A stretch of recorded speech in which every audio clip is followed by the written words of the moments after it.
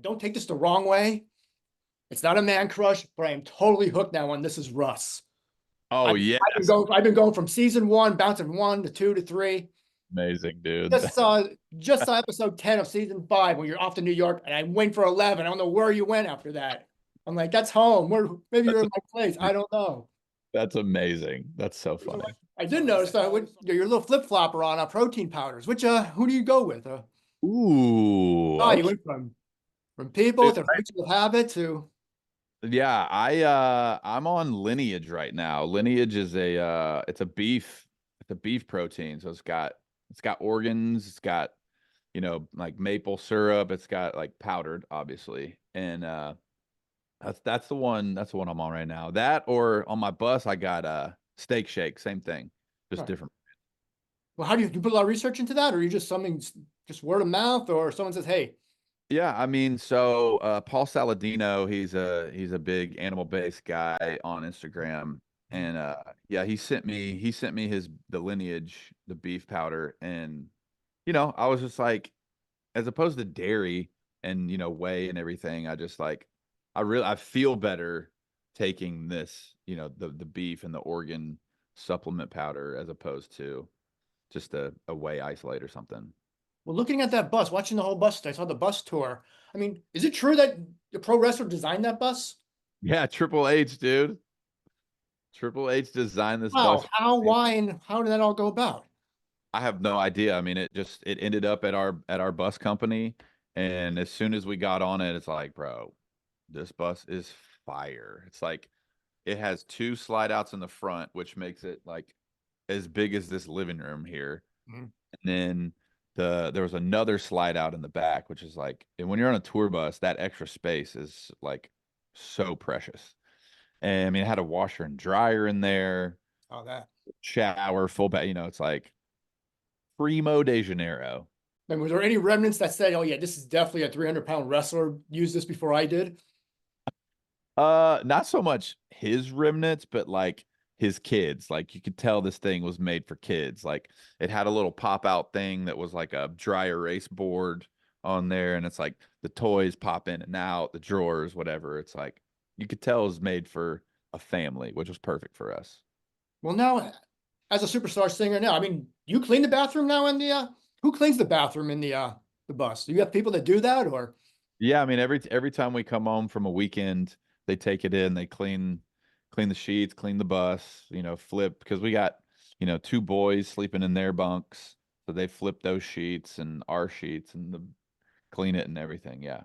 But when you did the whole video series, did you ever think back? Now you think back now as the early days of the struggling artist that would have been a great series at first. Like maybe Oh in yeah. the back of a van would have been a great way to start this off. Yeah, I definitely wish I would have started earlier. It's just like, man, back in the day it was like so exhausting. It's just like, we're driving a van, we're going here, we're going there, we're making 200, $500, like just enough to get gas to the next one. And yeah, definitely wish I would have started this thing way back in the day.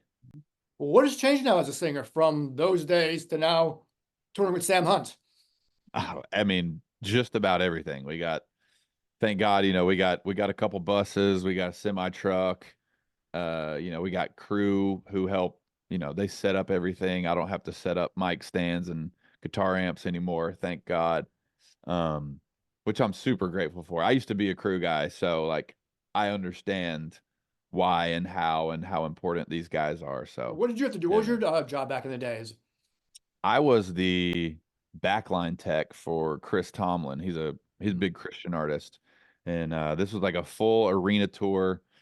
I, I was the first up, last out. Like I had to help hang lighting, and then once I got the stage, I had to set up a full drum kit, two massive like big bass stacks, an organ, three other keyboards, like four guitar amps, change strings on like eight guitars, all of this, before the show started. And it was grueling, but like I was in hog heaven, man. Like I loved what I did. I loved going to sleep on a tour bus, waking up in a different city. And like I was 19 and I dropped out of college, so I had no apartment, I had none of that. So it's just like I was stacking $200 a day, no rent, no payments, no nothing. So, and it was like a huge long tour. So I was just like, I was thriving. You ever had the urge to do it again? Like say, hey, you know what, get out of the way, guys. I know what I'm doing here. Oh yeah, all the time. And it's mainly when like people start complaining, and I'm like, boys, y'all got it too plush. I don't want to hear this crap. Like I used to have to triple stack a trailer, and y'all are just pushing cases on. So like, I don't want to hear it. Now, do you have essentials when you take that you go on the bus when you're going on tour? We got to take A, B, and C every single time with us. We can't leave without. As far as nutrition or just For nutrition, clothing, workout gear. oh yeah, I mean I keep the good thing is like, we have the bus, it's ours. We lease it for the whole year. So we get to leave everything on there. So it's like I got my clothes, I got my workout stuff, I got dumbbells. We used to travel with a full squat rack, bench, bar, plates, everything. But we we lost our space to more merch, which is a great problem to have. They were like, "Yo, we got to put merch on this trailer. Like, love that you got your workout equipment, everything, but we need it for merch." I was like, "All right, we're out here. We got to pay the bills. We got to make that money. So I will sacrifice my beautiful workout setup for more merch." So now we What, just got dumbbells. What's that? what merchandise takes up a whole gym space? What do you guys got? I mean, dude, I mean, we got hoodies, hats, shirts. We got 4 different shirts, and you mean we're ordering 100 of each size of every shirt or of every whatever. So it's a lot of room, especially hoodies. Hoodies are, I mean, obviously take up so much room. So Well, when good it comes problem to, to have though. well, how do you stock? What goes in the refrigerator? How do you stock that? Do you stop into like a Whole Foods every city you go into, or you've got that pre? Our bus driver stocks it usually. We go. I mean, I got like frozen burger. It's hard on the road because like we don't have like a real cooktop. So it's like a microwave or I gotta like go bust out. I have a Traeger. I got like a baby Traeger that we have out on the road, which is awesome. Um, so either we'll go and get burgers and dogs for the boys if it's like one of those. It's got like the weather's perfect. It feels like a cookout day. So we'll go get some stuff there. But I stock my fridge. I got a stack of frozen burgers. I always keep MegaFit meals. If you know MegaFit, it's a frozen meal prep company. Is so good. Always keep those on deck. I got cottage cheese. Give a little Celsius in there. The like individual like Costco chicken packs, those are amazing. Yeah, I mean, it's all random. It always changes. Where do you usually find a place to work out at? When you go to cities? Just either right outside the bus. I got just now it's just dumbbells. So I got I do MAPS, which is these dudes Mind Pump. Mm. Uh, if you've heard of them, they're freaking awesome, man. So I've got a bunch of their programs, and it's like when I'm on the road, two dumbbells gets it done, man. I'm not trying to gas myself because if you see my live show, I get some good cardio in. Like we're jumping, we're running. It's like we don't just stand there and sing. So on the road, I try to, just get something, get a good 45 minutes in of these maps programs that Mind Pump has. And I'm doing aesthetic right now, which is like try to get you sculpted up for stage. But Sounds yeah, like just like I'm a on show that this summer program. next. Yep, exactly. So 2 dumbbells, hit that program, done. Well, if I did the research right, you toured with Tim McGraw in 2022. Talk about a gym setup, brother. Full semi truck with push out slides on each side. I mean, it looked like a daggum Planet Fitness in this tractor trailer. All the machines, legs, for cables, bench on bench and treadmills and all of I mean, it was just like assault bikes, like it was insane. Plus a sauna, plus a cold plunge. and like we didn't get to use those, sadly. But I mean, we would do group workouts every day. And they would just have, just stations, circuits, and it was so much fun, man. It was crazy to me to just be like working out next to Tim McGraw every day, like one of my heroes. And it was a beautiful summer. So are his workouts as legendary as every other singer like talks about? The the thing, okay, yes, they're great workouts, but they're not like that crazy. Like if you actually like work out on a normal basis, they're not that crazy. And the only thing that got me was like the sled pushes. Like he would just set up like a 50-yard sled push in every workout. That's And that's on the that's bus. That's on the bus, or that's outside. us outside in the parking lot. So, yeah, just like they were hard. Don't get me wrong, but it wasn't like, oh my God, I'm dying every day. I'm like, but it's like, some days were easy. Like it was just like a straight up barbell circuit, like just 45 pounds, get your curls to push, and then like that was it. So some days were fun, some days were harder than others, but it's all good. Was it a requirement? I mean, did he check in on you and say, "Hey, Russ, are you here today at 6 o'clock?" Yeah, it was like it was a verbal requirement. It's like, I mean, because some days I had to go off site, go do radio, and I would get back and they're all working out, like they're wrapping up the workout, and I pull up, and they're like, oh yeah, like they would definitely give you like if you didn't hop in. So I tried to be there as many days as possible. Now, do you have to be able to tone it down, or just, I mean, monitor yourself or pace yourself on show night? I mean, not to Yeah. overdo it in the morning and Yeah. Yeah, I mean that's kind of the thing that is always in the back of my mind on the road is, is this taking care of my voice in the best way? Is this taking care of my body, my energy, my, I'm here for one job. I'm here to go out there for 90 minutes and put on the best freaking show that these people have ever seen every night. So, am I, is this helping me? Is this workout? Is this food? Is this decision? I mean, is this helping me put on the best show possible? So that's constantly in the back of my mind on the road. now, is there one thing, one exercise that you say every sing or every workout that I better have in my program to make it work?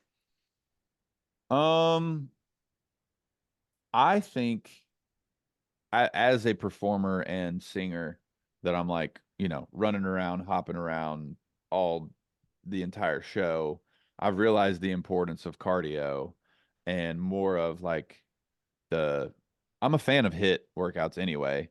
But that's what I've realized is really expanding that lung capacity and like the the cardio load that my body can take on stage while singing. That's a lot of breathing, that's a lot of breath support, that's a lot of, being able to not to move that way and not be out of breath. So that's what I've realized is how important hit and just, a good run can be. Obviously swimming is the best, but that's never really an option on the road. Mhm. So if I did more research, right, you're 6'4" Yes. and you never played sports in high school?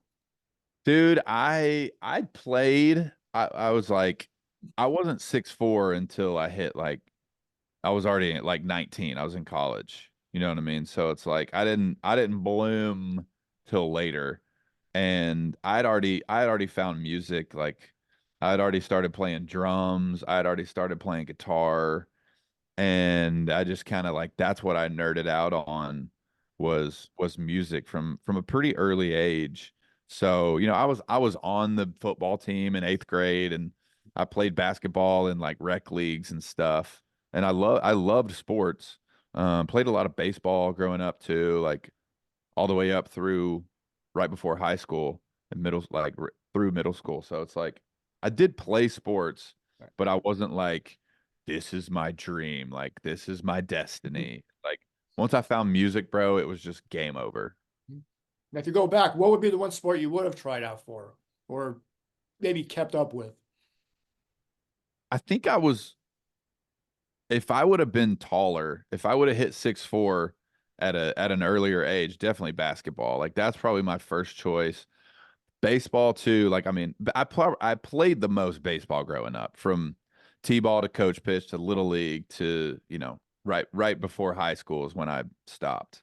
So, I mean, I've made the all-star team. Like I wasn't not athletic. I just was way more passionate about music and drums and playing guitar and learning songs on guitar. Like that's what I would do. No, as far as being a singer now, as far as being a celebrity, a superstar singer, I mean, are some of the perks now being able to play at Augusta, being a drop that puck at a hockey game or bowling or all that stuff? Yeah, dude, that is it's definitely fun to now be able to, I mean, like you said, just we played a little thing, a little charity for a member, and we got to go play Augusta this year. And we're in town. We did a thing with Tim Tebow, and we got to play Sawgrass. And so it's fun to like. I never played golf growing up, and I've only been playing for a few years, but it's definitely fun to like be able to play. We played Pebble Beach like 2 weeks ago. So just like the life that we get to live is freaking crazy, and the opportunities we get are so fun. And I'm just enjoying every minute of it, man. Being able to just like do crazy stuff like that. Now, is there one of those that stands out for you, or like, wow, I can't believe I'm doing it? This is really a cool one. Augusta, period, by far. Like, and like I said, I haven't been following golf, haven't been a golfer for that crazy long, but it's like be what I think what started is we did an event for Mercedes, I think, and we got to attend the Masters and like be on the grounds of Augusta and look around, and I'm like, oh yeah, I know, I recognize that guy, and like Tiger Woods is teeing off right in front of you, and you're just like, holy crap, dude, this is like sacred ground. Mm. And so to get the invitation to come back and actually play around at Augusta is just like one of the I know I'm unworthy. I know that. And it's just like one of those, it's like I know it. I don't know why, but thank you God that we got to play Augusta. But what was your score? Ooh, I mean, soft 89. We'll call I shot a 90. We played last year, like two, which is crazy. I think I was like a 92 or 3, and then this year 80, maybe 87, 87, 89. Soft. Soft. No, We're not, we're kicking them out of the woods here and there. You know what I mean? not bad, not bad. Well, we're from Tennessee. Do you hunt or fish as well, or? Absolutely. I mean, grew up dove hunting, and my cousin, pretty much our Thanksgiving tradition was, we go out, we go to grandma's house, and then me and him we're up at 3:30, 4 in the morning, driving to the deer stand, and just fun memories, man, of just sitting with a cousin. And he introduced me to red band back in the day, you know what I mean? So it's like just those memories of just sitting in a deer stand and scoping deer and shooting. It's like so fun, man. I learned a lot about hunting from my cousin Elliot, for sure. He always took me deer hunting. And nowadays, like me and a few buddies, shout out to FTB, was just like we'll go to Arkansas, and we'll just camp. Like they got deer stands everywhere. So we'll do sometimes we'll have the Arkansas double, where you go duck hunting in the morning, and then have a little lunch, have a little siesta, and then you get in a deer stand for dusk. And it's good times. Was your freezer stocked right now, or It is, yes. Yeah. what you got in? What's in it right now? Stocked. Uh, I usually go ground. I just grind everything up because they mix it in with a little beef fat or pork fat, makes it super tasty. So it's all like a kind of a hamburger or breakfast sausage kind of vibe. So, what is your go-to meal then? Are you more grilling? Is it more stir fry, or how do you? Yeah, I mean just fry it up. I mean, I wouldn't say I'm like full carnivore, but I mean I'm definitely like meat, eggs, avocado, that's kind of like my go-to. Try to more animal based, I guess. Um, Staying on that train. But yeah, I mean, like I said, ground it up, probably maybe half pound, few eggs, hot sauce, little drizzle, a little honey on top. Now I'm hungry, bro. Now I gotta go. Now I gotta go make that. Now, do you count your macros a lot? Are you really strict with that, or? Not at all. No. And that's what I've learned with this style. I mean, again, Paul Saladino, big fan of his and how he, how he eats and meat, eggs, fruit. You don't need to count your macros. So I guess there's a couple mega fit meals that have, rice or a sweet potato in them but I mean those are kind of counted macros for you. And I've just never I track my food, Mhm. but I don't really like, oh man, I'm getting close on my I just really make sure that I have 170 to 190 or more protein, you know, per Well, day. what goes best with that meal? Is it a wine? Is it a beer? Is it a Celsius? Which? Yes, all of it, all of those, all those. I mean, black coffee right now from one of my favorite spots in Nashville is Crema, beautiful beans. We get a little bougie on coffee. I'm not a Folgers guy. But yeah, I mean right here I got my wine closet set up right here. Big fan of wine and on the road more of a tequila guy. So like just tequila LaCroix, big vibe. It's hard keeping up the macros when you're on the road. Is it hard? Yes. What's Yeah. I mean well it's like the road is where uh, I mean the road is like you want like it's the boys that we're all hanging out, so it's like it's always a good time. And we have a drink, and then post show food shows up, and usually it's like Papa John's or like Cane's chicken tenders. And that's where the macros, that's where it can get you right there, is that can send you over. But I mean really I don't really eat before. I don't eat 3 hours before a showtime. Because I mean, it's like I gotta have an empty stomach, and I gotta be able to breathe down there. You know what I mean? you have a ritual then before? I mean, I have vocal warm ups that I do, and then we really just kind of circle up, run through the set list, run through the show, any changes, anything, and circle up, say a prayer, and go out there and shred it. Where do you find the time to write songs then with all this stuff going on? Oh man, I mean, I have a great team that schedules it very intentionally to make sure I get time off the road and time with the family. And uh I mean, it really, yeah, it kind of comes and goes in seasons, really, of like, right. I mean, this is a very heavy touring season. Then starting October, it'll be more writing and more recording. So it's kind of like, in seasons. Where do you get the most pressure from? Is it from the record label saying we need an album out soon? Or is it actually from your wife saying, where's my next song coming? No, my wife's not like that at all. But yeah, I mean, it's label management. They keep the pressure on, but in a good way, in a healthy way.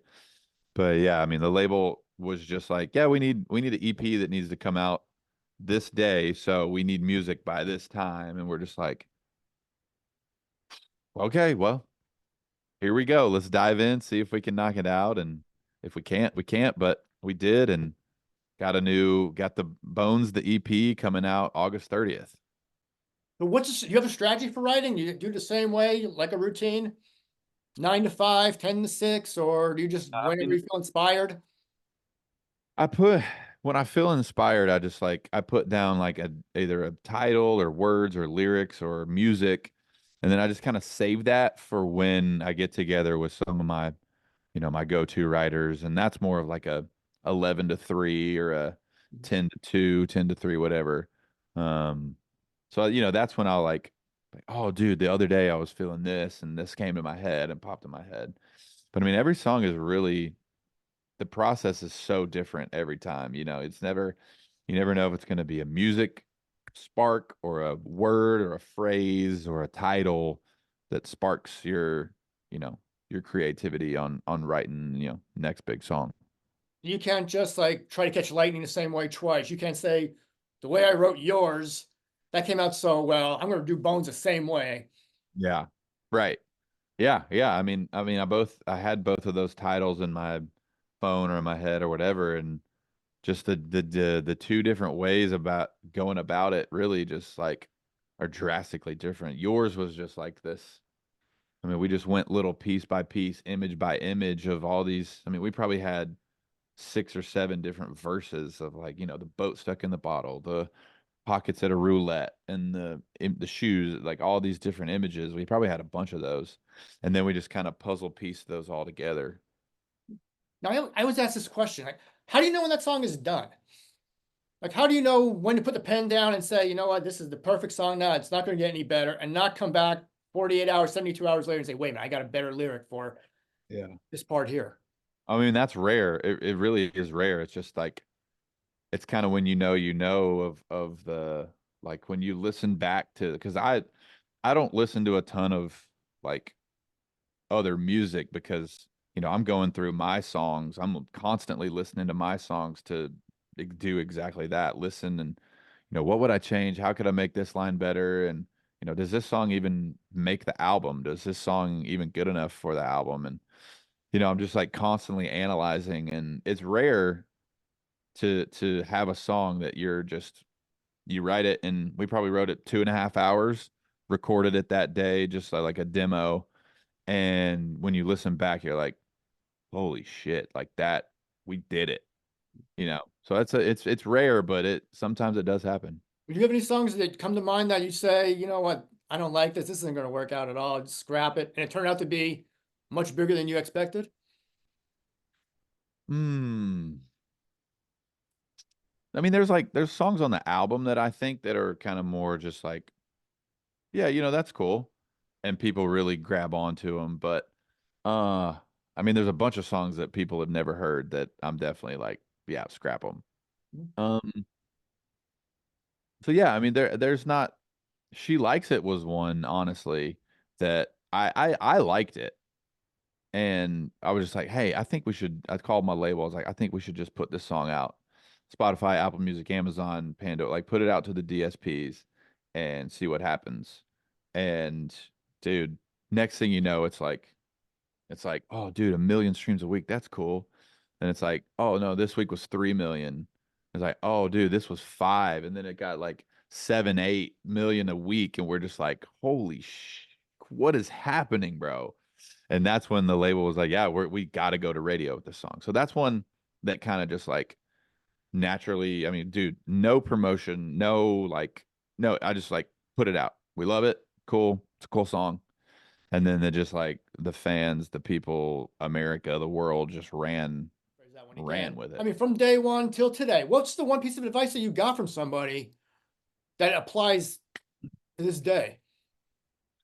Um, I mean, ah, I mean, I've gotten so much good advice. A lot is, I mean, Tim McGraw told me he's like, it is all about the songs. Like you can be, you know, you can look like Tim McGraw, blah blah blah, but like you got to have the songs, and he's stayed true to that. He stayed true to fantastic songs. Um, my buddy Tyler from Florida Georgia Line T Hub, he was always talking about live show, and he's like, always reinvest in you and in your show. Like, don't take the cheap route. Don't get the cheap lighting. Don't get the cheap production. He's like, always push the boundaries, always push and reinvest in you and you know your concert. So how does that apply to your concerts then when you're on tour? It's expensive. No, but for real, I mean, it's like I took that and I was like, you're right. Like, we're not out here to put on a mediocre show, and you know, we want the best. We want the best of everything. We want the best show. We want the best songs. We want the best lighting. We want the best video. We want the best experience for these people who purchased a concert ticket with their hard-earned money, and you know, we want them to want to come back again. And that's what we've seen is just every time we come back, it's a bigger venue, it's more people, it's a bigger show. And so it's just been that was great advice. Is there anybody you look forward to seeing in concert? Or anybody Mm, you say that's, hey, well, he puts on a great show. I mean, dude, I'm always a Keith Urban fan. Always seeing Keith Urban live has always been one of my favorites. He's like my guitar hero, and I love watching him play guitar. And obviously, huge fan of his music. Um, on dude, Sam Hunt show. I know I'm biased because we've been on tour with him all summer, but it's just like it's so fun. Great songs, great writer, great performer. Um, Post Malone fan. Like I want the real I love the country stuff, but like I'm a big Post Malone fan of like, you know, all his Last jams. question will be, is there going to be a season 6 of This Is Russ? Dude, we need to. We need to revamp. It's been a minute. You know, we had kids, we took a little time off, but yes, we definitely need to do some more This Is Russ. I need to know what happened in New York. I'm on the edge here.